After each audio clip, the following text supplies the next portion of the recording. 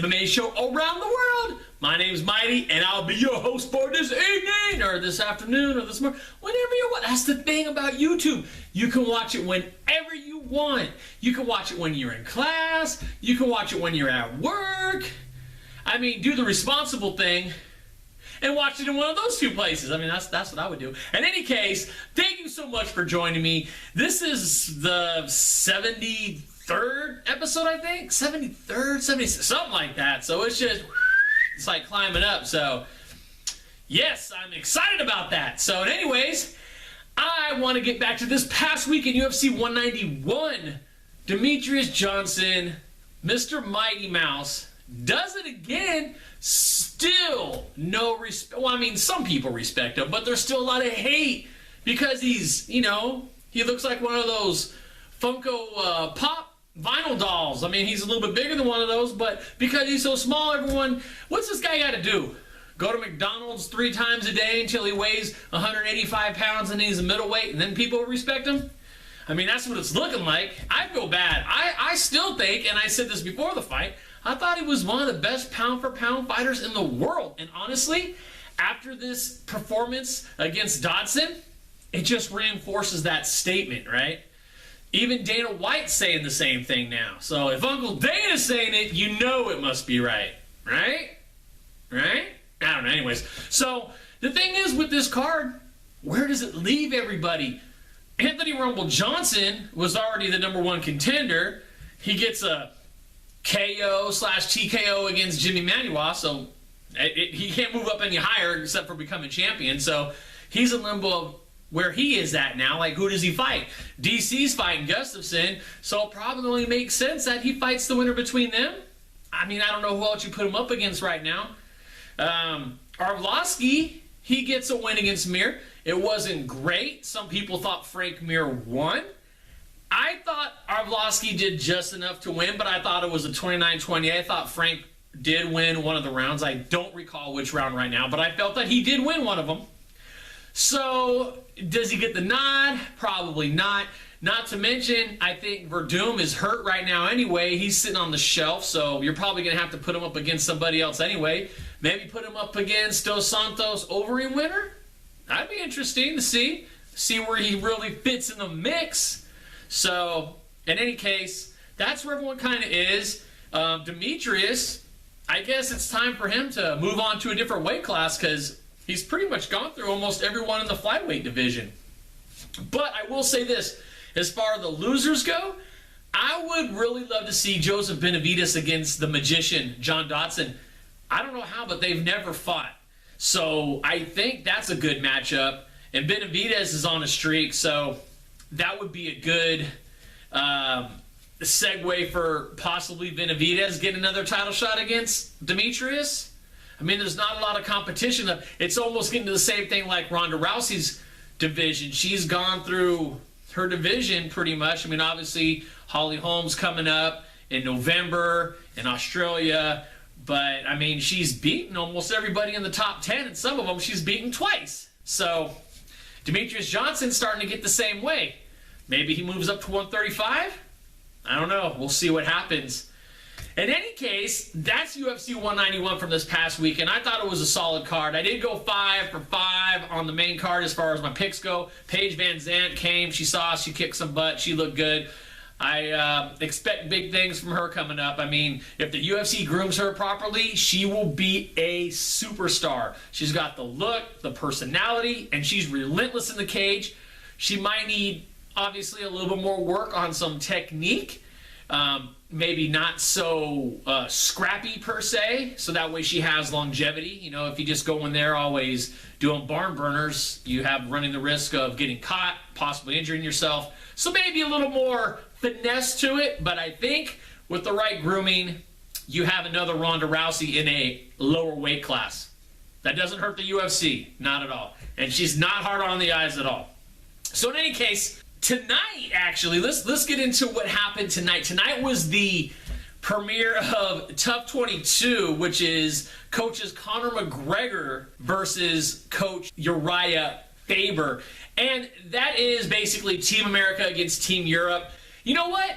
I enjoyed it. I didn't dislike it. I expected maybe a little bit more. I thought the interaction between the coaches when they were hanging out together, sitting with Dana, it was a little more playful, a little more entertaining. But when Conor was off by himself and they would do the, not exclusive, but the isolated interviews when they're asking him questions and he's giving his feedback, whether it's on a fight or Uriah, it was just very monotone, almost sedated. I don't know if it's because of his schedule. I know from the various interviews that I've watched with him, he has been working extremely hard and quite a bit, so he could have been very tired when they did that taping. But in any case, I thought there was going to be a little bit more excitement, a little more fireworks. Not that I want beef, but I did enjoy the playful banter between the two when they were sitting there watching the fights for the fighters to get into the house. There are a couple fighters that I thought were amusing. There are a couple to maybe watch out for. One that caught my eye was Ton Lee. Not to be confused with Tuan Wee from Star Wars, just so you know. But I guess Uriah stated that he didn't have a ground game per se, although we didn't get to see it. But from what his stats were showing that he was reading, he was talking about that. Striking-wise, very, very flashy, fun, exciting, whatever you want to, a la Uriah Hall from the Ultimate Fighter a couple seasons ago. I thought it was thoroughly enjoyable. I liked his striking. I look to see, what he's going to do in the house. I am looking forward to see what he might be able to accomplish. Maybe he's the one to look out for. I don't know. There was another guy in there, Tom Galiuccio or something like that. And the thing I can say about this guy is if he doesn't make weight, they can always shave his back, and that's at least 2 or 3 pounds. And then possibly maybe they can make a beard for Uriah, and then Conor and Uriah can have like the same type of facial hair going on, maybe cover the butt chin. That's what I do. I cover the butt chin up, because me and Uriah, we share that trait. So you go back to like season 1 and 2, you can see my butt chin, but I hide that, so no one knows what's going on unless you've seen it in the previous seasons. So in any case, that's what happened tonight. I was excited. I actually waited to film the episode tonight till after I watched The Ultimate Fighter. So by the time I'm done filming this and editing this, because I'm going to do it tonight, I'll probably have been up for about 24 hours. I'm probably going to be pretty tired. Right now I'm feeling pretty good. It's pretty late. I think it's almost midnight as of right now. So, but you know what? Sometimes you just got to burn that midnight oil. That's what happens. You know what I'm saying? So I am keeping it short and sweet tonight, but there's obviously some stuff I want to touch on. The other thing we've got coming up this weekend, we do have Invicta FC exclusively on, you guessed it, UFC Fight Pass. The one thing I do want to touch about Invicta FC, I like Invicta FC. I love what they do. They are a great organization, not only as an entity by itself, but they groom some up-and-coming talent for the UFC or possibly other promotions. But I do have to say they need to work on their website a little bit, especially now that they're quote-unquote kind of a UFC affiliate being on Fight Pass.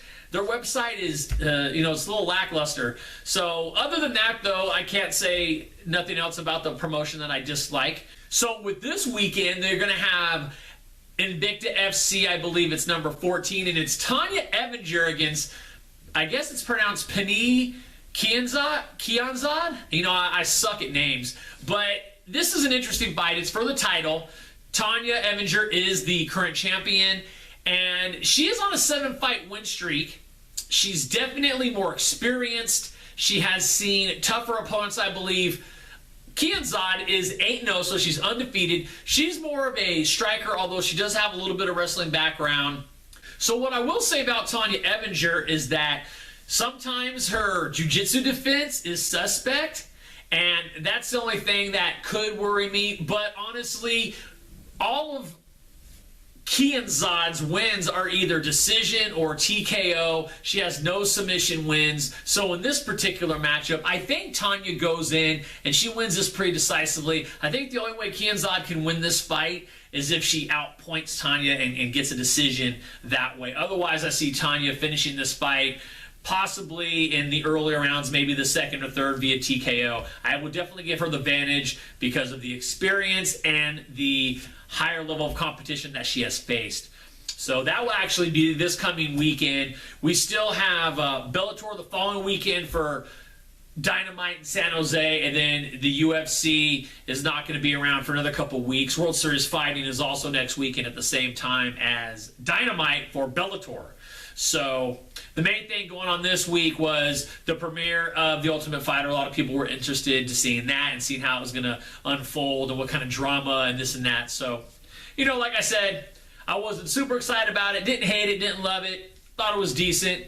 It did just enough to make me want to watch it, probably another week to keep me going and try to keep me in there and see what happens. I'm obviously more entertained by the fights, not so much the drama, but I do like the playful entertainment between the two coaches when it was happening. I like the little not pranks, but the goofs on each other, especially with the cantaloupe head and then Conor talking about Uriah's butt chin and stuff like that. So in any case, thank you so much for joining me tonight. Short and sweet, like I said, it's pretty late. I'm going to edit this right after I finish filming it. So yeah, thank you so much for joining me. Have a great night.